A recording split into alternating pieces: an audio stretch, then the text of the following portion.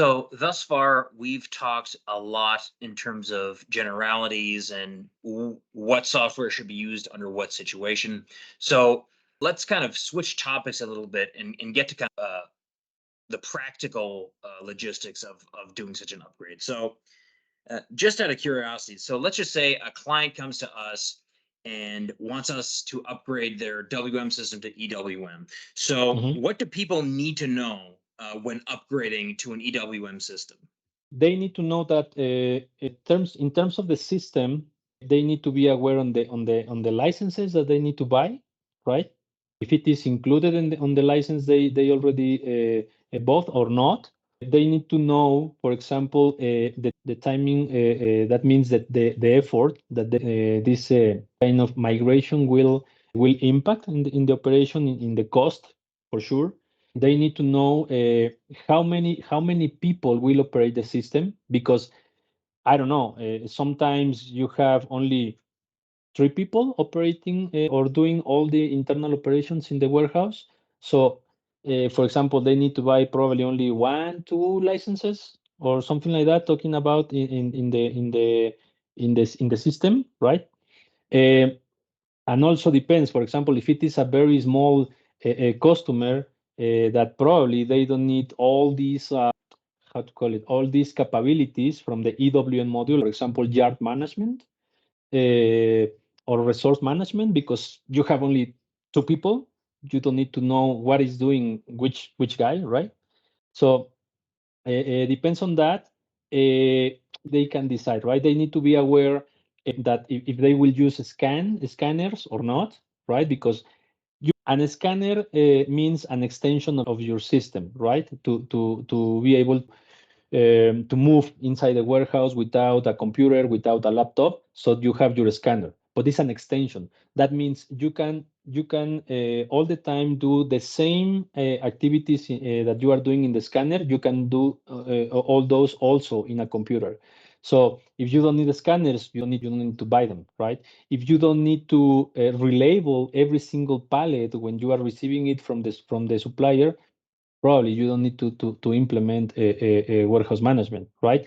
And as I mentioned, some customers that want to have a basic control, a basic solution from a warehouse management system, they are still deciding to implement the normal warehouse management module, even when we know that there is only three years having an SAP support directly from SAP company, right? So they say, I don't care, because my solution is very basic, right? I just need to be able to put away my pallets inside my warehouse and have a simple report where I can see all my bin situations, or my storage bin situation, right? Which bins are full, and that's it. So that means even when SAP won't give you any kind of support starting on 2028, I don't care, because my people will be very trained, and they can solve any kind of problems in my operation. So I want to implement warehouse management, right?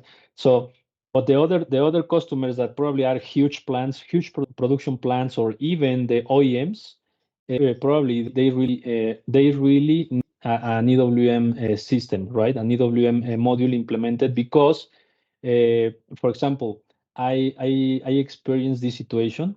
I was implemented the warehouse management module in a plant in South Carolina, USA. So in this case, this manufacturing plant was building the seats for the BWM trucks, right? So BWM, which is the final customer, was requesting to this manufacturing plant to have a warehouse management system, right? They don't care which warehouse management system. Could be the WM module inside SAP, could be a totally different warehouse management system. But since this production plan already had the SAP system implemented, the most common thing is just to implement the warehouse management system or to activate the warehouse management module, right? And then I was doing that, but it was a request, a mandatory request from the final customer, in this case BWM.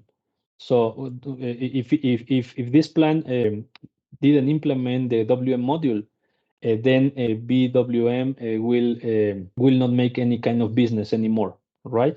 So again, it depends on what the customer really wants, right? So we need to give all the advantages, we need to solve all the concerns, right? Because probably they will need additional people, right, to operate the warehouse management system because it is a robust module inside the system.